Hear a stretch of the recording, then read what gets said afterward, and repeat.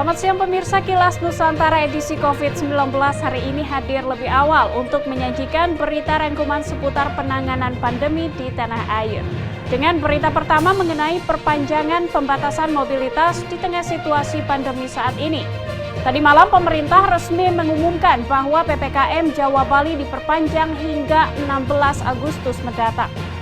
Sementara itu, pemirsa, vaksinasi individu berbayar yang sempat muncul kemudian dibatalkan. Kini telah dihapuskan mengenai aturannya oleh Kementerian Kesehatan.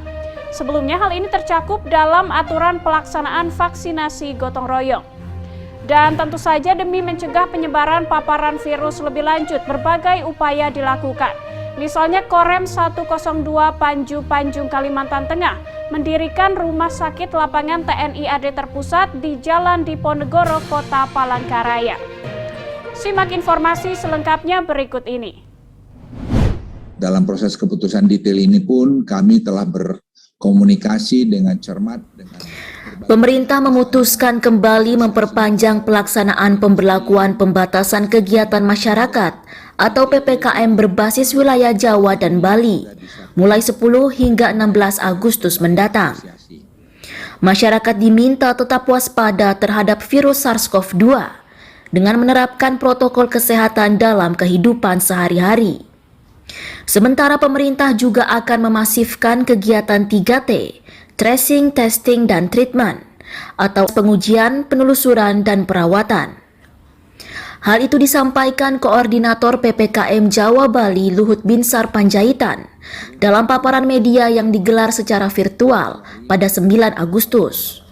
PPKM level 4 yang diterapkan pada 26 Juli hingga 9 Agustus lalu, menurutnya telah membawa perbaikan di skala nasional dibanding sebelumnya. Di antaranya terkait turunnya kasus konfirmasi harian, tingkat kasus aktif, tingkat kesembuhan, hingga presentase tempat tidur untuk perawatan pasien COVID-19. Namun, sesuai arahan Presiden Joko Widodo dan masukan sejumlah ahli, PPKM kembali diperpanjang. Untuk itu atas arahan Presiden Republik Indonesia, maka PPKM level 4, 3, dan 2 di Jawa Bali akan diperpanjang sampai tanggal 16 Agustus 2021. Terkait keputusan ini akan dituangkan dalam instruksi Mendagri secara lebih detail.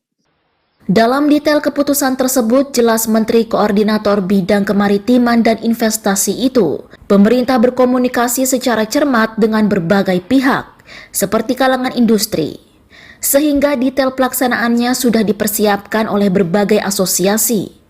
Pemerintah pun berusaha mengurangi beban masyarakat dengan tetap mendorong percepatan dalam penyaluran bantuan sosial untuk masyarakat, program Keluarga Harapan, bantuan sosial tunai, dan bantuan langsung tunai dana desa. Tim Kantor Berita Antara mewartakan. Vaksinasi karyawan-karyawati, tapi juga bisa... Kementerian Kesehatan menghapus aturan tentang pelaksanaan vaksinasi COVID-19 berbayar untuk individu yang sebelumnya tercakup dalam ketentuan mengenai pelaksanaan vaksinasi gotong royong. Ketentuan tersebut tertuang dalam Peraturan Menteri Kesehatan Nomor 23 Tahun 2021 tentang perubahan ketiga atas Peraturan Menteri Kesehatan Nomor 10 Tahun 2021 tentang pelaksanaan vaksinasi dalam rangka penanggulangan pandemi COVID-19.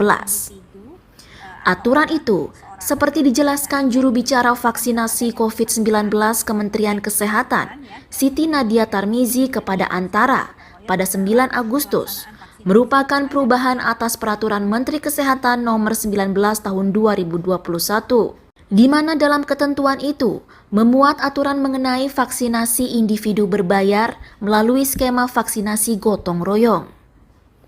Dengan perubahan tersebut, maka pelaksanaan vaksinasi COVID-19 tetap sama dengan mekanisme sebelumnya, yakni diberikan secara gratis kepada seluruh masyarakat Indonesia melalui program vaksinasi nasional COVID-19 dan program vaksinasi gotong royong melalui perusahaan. Yang lain tidak ada yang berbeda ya, artinya pada prinsipnya di pasal-pasal yang kita lakukan perubahan adalah lebih pada tadi yang kami sampaikan adalah tentunya terkait vaksin pelaksanaan vaksinasi gotong royong. Kemudian Ketentuan yang baru pelaksanaan pelayanan vaksinasi gotong royong oleh perusahaan hanya menggunakan produk vaksin COVID-19 dari Sinopharm dengan sasaran kepada sekitar 7,5 juta penduduk. Sedangkan vaksinasi nasional COVID-19 sasarannya lebih dari 200 juta penduduk Indonesia. Dengan menggunakan vaksin produksi Sinovac, AstraZeneca, Moderna, Pfizer, Sinopharm, dan Novavax.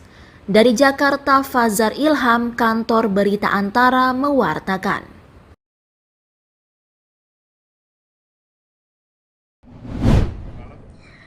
TNI Angkatan Darat Korem 102 Panju-Panjung, Kalimantan Tengah, mendirikan 7 tenda besar khusus untuk pasien terkonfirmasi positif COVID-19 yang menjalani isolasi mandiri. Pendirian rumah sakit lapangan ini berlokasi di halaman Rumah Sakit TNI Angkatan Darat di Jalan Diponegoro, Kota Palangkaraya. 7 tenda yang biasa dipakai prajurit saat di lapangan ini mampu menampung tempat tidur sebanyak 65. Tenda lapangan juga dilengkapi fasilitas kesehatan seperti cek suhu badan, tensi, serta oksigen, dan petugas kesehatan yang disiagakan guna memantau dan memeriksa kesehatan pasien. Selain itu, pihak rumah sakit TNI setempat juga mendirikan dapur umum lapangan yang melibatkan petugas dari Kesatuan dan Bekang, Detasemen Perbekalan dan Angkutan, guna menunjang dan memberikan pelayanan kesehatan kepada pasien maupun petugas di lapangan.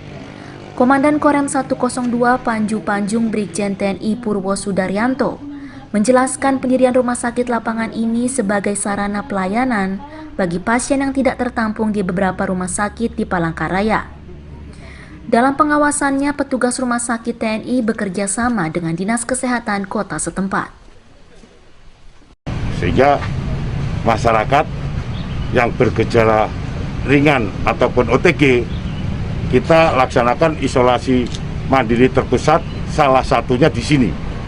Tenaga kesehatan, kita memanfaatkan tenaga kesehatan yang ada di rumah sakit tentara. Makanya rumah sakit lapangan ini, isoman terpusat ini kita didirikan di area rumah sakit tentara.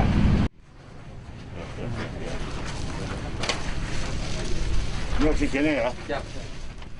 Pendirian rumah sakit lapangan khusus pasien isolasi mandiri ini merupakan upaya TNI Angkatan Darat membantu pemerintah daerah dalam percepatan penanganan COVID-19. Dari Palangkaraya, Kalimantan Tengah, Redianto Tumon, Kantor Berita Antara mewartakan. Tetap steril. Terima kasih.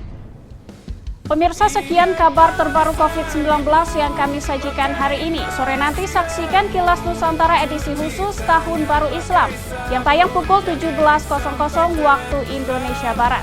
Selamat melanjutkan aktivitas Anda, sampai jumpa.